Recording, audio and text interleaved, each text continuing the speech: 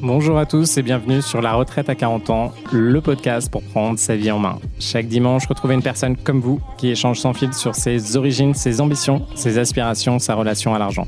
Je m'appelle Victor Laura, je suis l'expert français du frugalisme et du mouvement FIRE, Financial Independence and Retire Early, indépendance financière et retraite précoce. Retrouvez mon livre La Retraite à 40 ans, c'est possible aux éditions Larousse. Pour rejoindre le mouvement FIRE, c'est sur devenirfrugaliste.com. Il y a une communauté, des workshops et des outils.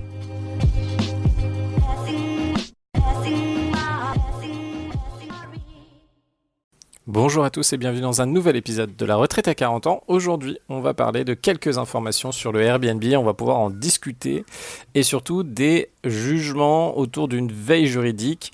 Celle-ci, elle est proposée par Xavier Demezois. Donc, vous pouvez le suivre sur LinkedIn si ça vous intéresse. C'est un peu l'avocat expert du Airbnb, principalement à Paris, mais aussi dans d'autres villes, je pense en France. Et il est assez connu. Il a fait plusieurs vidéos sur YouTube avec des personnes sur l'immobilier, de façon générale, même tout seul. Et c'est un petit peu un expert de comment défendre ses dossiers sur Airbnb et qu'est-ce qui peut passer ou pas. Alors ce qu'il faut retenir, c'est avec les nouvelles réglementations qu'on a, alors il y a différents changements et en fait c'est un peu plus opaque que ce qu'on croit de l'extérieur, en tout cas en tant que particulier ou vous qui voulez mettre par exemple votre logement en location sur Paris, vous êtes effectivement limité à 90 jours à l'année. Et ça, avec votre résidence principale. Donc, si vous avez une résidence secondaire, vous ne pouvez pas le faire. Si vous avez un local commercial, vous ne pouvez pas le faire. Par contre, il existe quelques petites subtilités à côté et d'ailleurs des sujets sur lesquels je ne peux pas trop vous en parler aujourd'hui, mais en tout cas, il y a des petites niches qui existent encore aujourd'hui, qui sont nouvelles et qui fonctionnent en tout cas sur le Airbnb. Si vous voulez, n'hésitez pas à venir. Je partage ça du coup aux personnes qui sont dans mon programme. Effectivement, je suis un peu obligé de faire ça parce que sinon, ça part un petit peu dans tous les sens. Élément du coup de cette veille juridique, on a le TJ de Paris, donc tribunal judiciaire de Paris à mon avis, le 10 juin 2026. Décision obtenue par notre cabinet, donc le cabinet de notre très cher ami Xavier. La ville de Paris est déboutée de sa demande de condamnation de 50 000 € car elle supposait qu'il s'agissait de la résidence secondaire du loueur. Le tribunal a été convaincu qu'il s'agissait bien d'une résidence principale et qu'au surplus, le dépassement des 90 jours restait justifié par l'obligation professionnelle. Donc ça, c'est effectivement une des raisons qui peut vous permettre de louer plus votre résidence principale. Il faut que vous soyez envoyé. Alors, il y a des critères spécifiques, il faut regarder dans le détail. Mais si vous devez aller travailler dans un autre pays, si vous êtes envoyé en mission quelque part d'autre, vous pouvez très bien garder votre résidence principale à Paris, dépasser les 90 jours. En utilisant cette règle-là. Je pense qu'il faut bien se préparer. À mon avis, on est plusieurs dans le cas où on va devoir vivre, par exemple, entre deux pays, potentiellement parce que vous avez envie d'aller faire du business dans un autre pays, vous êtes un petit peu plus indirectement digital nomade, vous êtes obligé de vous déplacer dans certains endroits. Moi, c'est ce qui peut m'arriver, par exemple, on ne sait jamais. Et là, dans ce cas-là, ça peut être effectivement plus intéressant de louer sur du Airbnb que de louer autrement parce que vous allez pouvoir faire du x3 grosso modo à x4 sur votre loyer, donc ça vous permet non seulement vous d'être à distance, d'avoir du cash flow positif normalement sur votre résidence principale ou votre appartement qui est à Paris, sachant que si vous le louez en fonction de quand vous avez pris votre emprunt, mais si vous le louez en location nue classique avec l'encadrement des loyers, il y a de très fortes chances que vous soyez obligé de rajouter 500 €, 1000 € par mois, ce qui quand même peut être très compliqué, voire plus. Alors que si vous le faites en Airbnb, ça vous permet non seulement de combler, d'être en cash flow positif, d'avoir de l'argent supplémentaire que vous pouvez utiliser pour vivre simplement ou que vous pouvez utiliser pour placer, ou sinon, dans le dernier cas, vous pouvez aussi utiliser pour rembourser par anticipation votre bien. Moi, c'est ce que j'avais fait dans un bien que j'avais dans le 15e arrondissement. J'avais fait ça maintenant il y a une dizaine d'années, même plus que 10 ans, il y a une quinzaine d'années.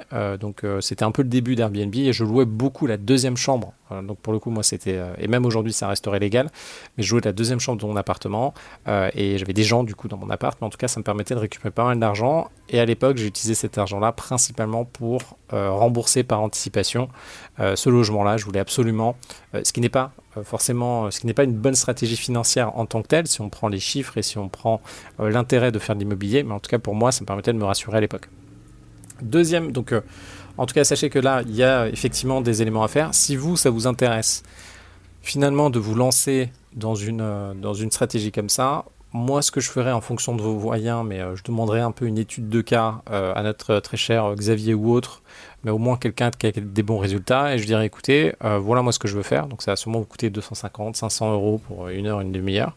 Dites, ok, ben voilà ma situation, il faut que vous ayez tous les éléments que vous avez en tête, hein. Donc bien lui dire, ok, ben voilà, je vais faire ça, je vais partir sous ce cadre-là. C'est ma propre entreprise, c'est votre propre entreprise. Je compte mettre mon appartement qui est là sur Airbnb. J'y habite depuis tant de temps. Il faut que vous ayez franchement toutes les informations, sinon vous allez avoir des réponses partielles. Et les avocats, il faut vraiment les pousser pour choper les informations. Il y en a quand même beaucoup d'entre eux. Ils vous donnent des réponses partielles à des questions partielles. Donc il faut bien savoir poser vos questions et bien mettre les hypothèses. Et n'hésitez pas à les challenger. Si vous n'avez jamais fait ça, si vous n'avez jamais appelé un avocat, challengez-le et demandez-lui des assurances. Et vous allez voir où ça va buter. Attention, les avocats, c'est quand même un monde un peu particulier.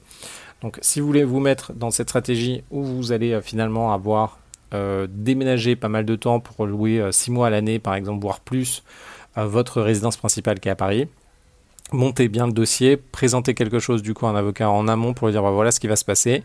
Et lui, il va pouvoir vous dire par rapport aux jurisprudences. Alors, la jurisprudence, c'est ce qui a été fait. Finalement, ce qui a été acté par les tribunaux. Alors, je suis pas juridique, donc je pense que ce que je vous dis, c'est vrai. Après, il faut voir, hein, si vous êtes juridique, il y a peut-être des choses à changer par rapport à ce que je vous dis. Mais grosso modo, ce qui est intéressant, si vous voulez savoir si vous avez une chance de gagner dans un sujet particulier, il s'agit de regarder qu'est-ce qui a été acté, exactement ce qu'on est en train de regarder ensemble. Qu'est-ce qui a été acté? Vous avez Doctrine où ça peut être disponible. Donc c'est un outil en ligne, d'ailleurs, qui a été grandement attaqué par les avocats, qui vous permet de repérer, de filtrer par rapport aux jurisprudence, et ça vous permet de vérifier si quelqu'un d'autre dans votre cas à peu près a été condamné ou pas, et à combien, ou est-ce qu'il a été relaxé, etc., etc. Donc en tout cas, moi je vous encourage à regarder ça pour faire votre stratégie en amont, et ça vous permettra d'avoir moins de flou. Alors, sachant que, attention, il faut rester en alerte à chaque fois, surtout sur les sujets Airbnb ou autres, que ce soit d'ailleurs les sujets colocation, les sujets Airbnb, les sujets de bâtiment, les sujets de self-stockage, pour ceux d'entre vous qui font du self-stockage qui cartonnent en ce moment. Donc, en fait, vous avez des entrepôts où vous mettez du stockage. Attention, les lois évoluent, vous n'êtes pas forcément au courant de l'extérieur, mais il faut bien vérifier. Par exemple, le self-stockage, pendant pas mal de temps, il n'y avait pas de réglementation nécessaire d'un point de vue ERP, donc établissement qui reçoit du public. Il n'y avait pas de réglementation nécessaire pour tout ce qui était incendie. L'État a laissé, et indirectement c'est pas trop mal, se développer le secteur, donc ça permet d'avoir de plus en plus d'acteurs, ça permet de répondre à la demande, sauf que là, dès qu'il y a des incidents qui arrivent, on peut repenser à Crans-Montana, par exemple dans la montagne où il y a le bar qui a brûlé. Dès que vous avez des incidents comme ça qui se passent, et par exemple sur le self-stockage, je crois qu'il y en a un qui a brûlé, voire plusieurs, qui ont brûlé, je crois que c'est vers Lyon, mais je suis pas sûr à vérifier de cette information, et ce qui fait que l'État en fait se saisit des éléments, et se dit zut, on se retrouve dans une situation problématique, eh bien il va falloir qu'on légifère. Donc l'État là, va légiférer, et là va commencer à demander des règles supplémentaires pour le self-stockage. Alors de temps en temps, si on a un peu de chance, il y a un temps d'adaptation. Donc par exemple, on va dire que les règles vont rentrer par exemple en 2028 en application. Et potentiellement, si vous êtes assez d'acteurs, attention, c'est toujours une notion de lobby, il faut que vous soyez assez structuré pour dire, écoutez, nous, ces réglementations, on ne peut pas les appliquer, on aimerait bien pouvoir passer outre ces réglementations et ne pas avoir respecté ces règles-là. Et là, mobilisez-vous, n'attendez pas seul dans votre coin. Moi, ce que je vous encouragerais à regarder, c'est tous les acteurs du secteur et les contacter et contacter vos concurrents. Il y a souvent des groupes, donc de façon, alors moi j'ai été dans des groupes comme ça va très vite, hein, ça finit par être des groupes WhatsApp où les mecs, on se regroupe, on a une quarantaine, une centaine, on échange, on se fait des réunions entre nous, et en fait on monte notre petit syndicat d'un secteur particulier, et après on peut se structurer pour avoir plus de poids, et à plusieurs, alors bon, il y en a qui servent à rien, comme d'habitude dans les participants, mais enfin ils servent pas à rien parce qu'ils sont présents, donc ils peuvent signer à la limite les documents, et derrière nous, on peut trouver les bonnes solutions, et finalement on a plus de contacts, on est plus fort ensemble quand même si c'est des concurrents ou des gens qui sont un peu, ça peut être concurrent de ce que vous faites, mais pas sur le même secteur. Par exemple, vous pouvez être à Paris, ils sont à Marseille par exemple, et là vous pouvez du coup monter des dossiers pour qu'à la fin vous faites évoluer la législation pour que ce soit plus simple pour vous, ou sinon de l'autre côté, vous pouvez avoir des exemptions. Donc là ce qui est bien, c'est que vous pouvez finalement avoir un self-stockage. Donc moi je pense que le final du self-stockage, il y aura un système incendie qui sera mis en place, il y aura un système pour la police qui sera mis en place, il y aura un système ERP, donc avec des accès qui seront mis en place, ce qui fait qu'il y a beaucoup de centres de self-stockage par rapport aux règles dont je vous ai parlé. Par exemple, il y a des règles d'un certain nombre de personnes par étage qui vont détruire la rentabilité de pas mal de self-stockage. D'ailleurs, si aujourd'hui j'en fais un, je pense que j'irai beaucoup plus sur des règles bien établies pour être la nouvelle génération finalement du self-stockage et pas me retrouver dans une situation un peu intermédiaire. Bon, après, ça dépend du rendement, etc.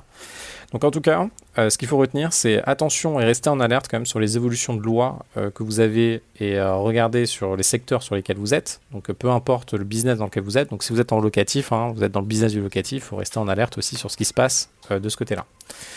Autre élément, du coup, sur notre veille juridique, sur le Airbnb, cour d'appel de Bordeaux, 9 juin 2026. Mon cabinet déconseille très souvent à des clients d'interjecter appel de décision les ayant condamnés à certaines amendes. Pourquoi ? Car si une amende peut être diminuée en appel, elle peut aussi être confirmée, mais plus grave, aggravée par la cour.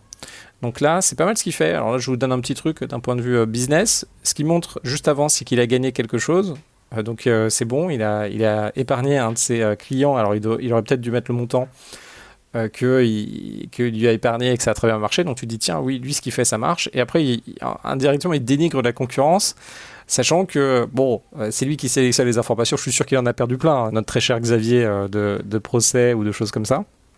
Donc là, ce qui est en train de se passer, donc il y a quelqu'un qui était, donc en gros il y a un de ses clients qui était, enfin un client d'un autre cabinet qui n'était pas content, il s'est fait condamner et il a interjecté, donc il a fait, je sais pas, ça s'appelle appel, je sais pas, moi j'ai pas le bon vocabulaire. Et en gros ce qui s'est passé, alors c'est la malheureuse aventure qui est arrivée à un loueur non représenté par mon cabinet. Encore une fois, il reprécise, condamné au tribunal de Bordeaux à 2 amendes de 15 000 € au profit de la ville de Bordeaux, qui a tenté un appel pour réduire ses condamnations. À titre personnel, je trouve que 15 000 € au lieu de 50 000 € était déjà une très bonne décision. Donc là, effectivement, on retombe sur les fameux 50 000 € d'amende qu'on peut avoir lorsqu'on exploite quelque chose qui n'est pas legit en Airbnb. Alors attention, je vous donne un autre élément aussi. Sur tout ce qui est condamnation, et j'ai encore eu le cas, moi, hier, plus vous avez de l'argent, plus vous êtes quelqu'un qui a l'air sympathique, et je pense que la majorité des personnes qui écoutent ce podcast sont dans ce cas-là, plus on va venir vous braquer. Et c'est littéralement un braquage. Ça va vous arriver dans plein de cas. Ça va vous arriver. Alors, le cas le plus basique, vous êtes au Maroc, vous ne maîtrisez pas les apps de Maroc qui font que vous avez des taxis pas chers. De l'extérieur, ça se voit que vous êtes français. Encore pire, si vous aimez bien les belles montres. Encore pire, si vous êtes avec une amie qui est un peu jolie. Paf, on va vous mettre 10, 50 fois le tarif et on va vous engueuler et vous traiter comme de la merde. Donc ça arrive. Deuxième élément, vous êtes à l'aéroport, vous rentrez, il y a ces fameux poids sur les bagages, et de temps en temps, c'est pas tout le monde qui est vérifié, ils vont sélectionner des gens. Si vous avez l'air d'avoir les moyens, si vous avez l'air, ça se voit assez rapidement, que vous avez des sacs un peu de luxe en fonction de comment voyager, etc., paf, vous allez vous faire choper, ce sera une taxe. C'est exactement la même chose pour les impôts, pour le Airbnb, pour les contrôles fiscaux, etc. Si vous avez l'air d'être gentil et que vous avez l'air d'avoir les moyens et d'être un gars qui fait pas trop chier, on va vous contrôler, on va vous prendre de l'argent. Je pense que c'est une règle, voilà, c'est un délit de faciès de ce côté-là. Donc il y a aussi l'autre délit de faciès, c'est-à-dire que si vous vous êtes habillé un peu racaille, que vous êtes dans une bagnole qui coûte assez cher, mais vous avez bien réussi votre vie, on va quand même vous faire un contrôle délit de faciès dans l'autre sens. Donc il y a les deux délits de faciès qui existent. Donc attention à vous, attention à ce que vous représentez, à comment vous exprimez. Et là, de plus en plus, les réseaux sociaux posent problématique. Donc soit vous êtes comme moi, vous voulez faire un business, vous voulez impacter les gens en parlant d'argent, et vous pouvez y aller, mais attention à l'envers du décor. Vous allez avoir des gens qui vont vous apprécier, vous allez avoir beaucoup d'ennemis, même dans les banques, qui vont comme ça refuser votre dossier parce que simplement, ils ne vous plairent pas. Ou ils sont jaloux. La jalousie est très très forte quand même.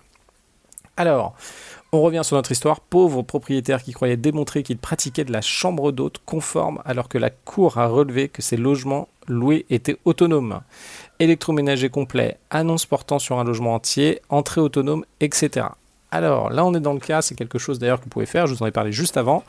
Vous avez par exemple un bel appartement à Paris, ou un bel appartement dans une ville qui va limiter les 90 jours.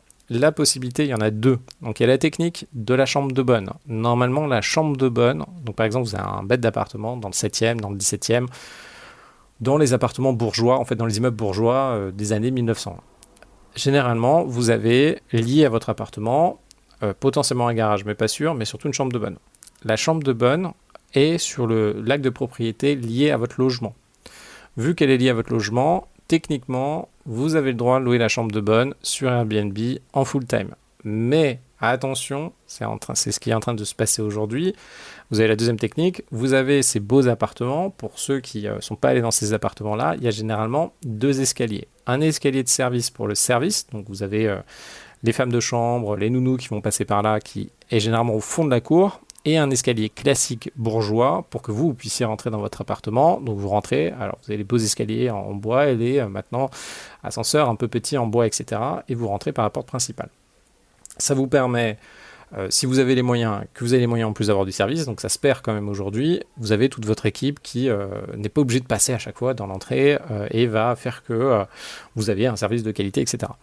La grosse technique qu'on peut encore utiliser aujourd'hui, c'est que vous louez sur Airbnb. Vous prenez cet appartement, vous le divisez en 2, ou vous le divisez, vous faites en tout cas un logement de 20-30 mètres carrés en fonction de votre stratégie Airbnb, et tout au fond, vous refaites un mini-studio en fait. Parce que dans ces grands appartements, il faut savoir que tout au fond, généralement de l'appartement, il y a une cuisine, du coup vous avez toutes les arrivées d'eau, etc., il y a les WC, etc. au milieu. Donc en gros, vous refaites un appartement, et vous louez en disant que c'est chez vous, donc c'est autorisé de le louer à l'année, mais vous louez finalement cette chambre supplémentaire, vous la louez à l'année comme étant un petit peu indépendant. Et là, ce qui s'est passé, c'est que la personne a fait ça visiblement, sauf que on arrive, qu'est-ce qu'on va faire de l'autre côté? Les gens vont se dire, tiens, parce que les personnes ne veulent pas louer une chambre chez l'habitant, ils veulent avoir un appartement pour eux. Le propriétaire a dû faire une annonce sur Airbnb en disant appartement studio ou je sais pas quoi, 2 pièces, ne pas indiquer que c'était lié à son logement, et derrière montrer que dans cet appartement il y avait tout électroménager complet, etc., avec une entrée autonome, ce qui fait qu'effectivement là on peut se poser la question. Donc là c'est clairement, alors ça dépend qui est le propriétaire, etc. Imaginez, alors moi franchement, si c'est chez vous, vous avez acheté votre 150 mètres carrés dans le 7e, là, qui vous coûte 12 000 euros par mois, vous divisez la moitié de votre logement pour là-bas et vous habitez dans l'autre. Franchement, moi personnellement, je vois pas pourquoi il y a un sujet avec la mairie, clairement pas, surtout si c'est vous qui habitez dedans et que c'est votre résidence principale. Si par contre vous êtes un petit peu plus, partez un peu plus dans tous les sens, attention. Et là visiblement, attention aussi au bord politique, alors ça me paraît bizarre de dire ça, mais attention au bord politique de vos opposants. Si vous êtes jugé par un mec, un juge qui est plutôt de droite, il va se dire, bon, le gars, il essaie de se faire un peu d'argent, il essaie de se débrouiller pour avoir 600 000 euros, 1 million d'euros pour pouvoir payer sa retraite ou augmenter son niveau de vie. Bon, si le juge a déjà de l'argent, il est de droite, il va se dire, bon, le mec essaie de se démerder, il vous condamnera pas pour un truc comme ça. Si vous êtes avec un juge vraiment de gauche, genre les filles, le mec va se dire, ah ouais, putain, le gars, non seulement il a pu acheter l'appartement, ça veut dire qu'il a les moyens, et en plus de ça, il est en train de faire quelque chose, etc., etc. Donc franchement, je comprenais pas, en fait, les envolées des politiques qui expliquaient que les juges étaient pas du tout impartials et aller dans tous les sens. Alors en réalité, vous, quand vous êtes confronté à ça, moi je le vois très bien sur les différents sujets que je peux avoir avec des locataires qui ne me payent pas, avec des recours qui durent pendant 1-2 ans. Effectivement, je vois, il y a des moments, je dois vous le dire concrètement, il y a des moments, moi je ne comprends même pas ce que disent les jugements. Alors généralement, bon, moi je suis un peu biaisé, mais c'est souvent de temps en temps à mon encontre. Bon, voilà, ça arrive, et pareil sur les mairies, les sujets que je peux avoir dans différentes mairies, etc. D'ailleurs, je vous en parlerai, j'ai des histoires lunaires là-dessus, mais lunaires. Alors, voilà, avec une peine aggravée et condamné à 2 fois 30 000 euros, soit 160 000 euros, parfois déconseiller à son client d'interjecter appel est une bonne décision, surtout quand la demande avait été divisée par 3 en première instance et que la jurisprudence existante sur les critères de la chambre d'hôte jouait contre lui. CF, mon article sur mon site, etc. etc. Donc on a cet élément, c'est assez intéressant. Bon, après, on ne sait pas qui finalement a voulu, donc là il tape un peu sur son... Bah, c'est bien en tout cas comme information. De temps en temps, moi je peux le comprendre aussi, hein, quand vous vous sentez attaqué, vous personnellement, et ça se trouve le gars, c'est un peu un cas, c'est vraiment son appart, il l'a vraiment divisé, il se dit attendez les gars, ça déconne, je suis contre ça, et c'est même du principe, et du coup il y allait tout seul. Son avocat lui a peut-être dit de pas le faire, et lui il l'a fait. Tribunal judiciaire de Marseille. Donc là on est le 16 juin 2026, une copropriété vote l'interdiction de la courte durée avant la loi Le Meur du 19 novembre 2024 et à une majorité autre que l'unanimité. Sans surprise, le juge annule ses votes. Ok. Mais 2 points intéressants du jugement, même après la loi Le Meur, une telle résolution n'aurait pas pu être adoptée compte tenu du caractère mixte de l'immeuble. Bonus du jugement, les prétendues nuisances invoquées par les voisins de la copropriété sont balayées par le jugement, estimant que les nuisances n'étaient pas excessives ou anormales, condamnant le syndicat à régler 2 500 € de frais d'avocat ou loueur de courte durée. Donc attention, là, cette loi Le Meur, vous êtes de plus en plus d'appartements qui, dans les immeubles, donc vous avez en fait la copropriété qui vote l'interdiction du Airbnb. Il faut voir réellement comment ça va être appliqué. Effectivement, il y a les usages mixtes, donc si dans l'immeuble, il y a la possibilité d'avoir un médecin, ou la possibilité d'avoir quelqu'un qui va recevoir un psychologue, etc., que ça fait rentrer des personnes dans l'immeuble. Attention, le Airbnb, généralement, ne va pas générer plus de nuisances que simplement les clients de ces personnes-là. Et deuxième élément, moi je suis confronté à ça d'ailleurs sur l'usage, sur l'interdiction des Airbnb dans un immeuble. Je suis en train de voir en fait quel est l'accord qu'on peut trouver, parce que généralement, en tout cas moi dans cet appartement-là, je fais des locations à la semaine, c'est souvent des familles, je fais attention, et moi j'ai pas de nuisance. Et en fait la copropriété a interdit parce qu'un gars, je crois que c'était au 5e, avait déjà des nuisances, et il a loué un peu n'importe quoi comme un cingouin, et du coup les personnes se sont plaintes à l'étage. Donc là faut voir. Je pense que ces choses-là se négocient. Après, ça dépend quelle est, sur quelle durée vous allez faire les choses. Donc, en tout cas, à voir ces éléments-là. Je vous remercie pour cet épisode. Si vous avez des questions, des éléments intéressants, n'hésitez pas à me contacter sur LinkedIn ou sur Instagram. Ou sinon, laissez un commentaire sur YouTube. Et je vous dis à très vite.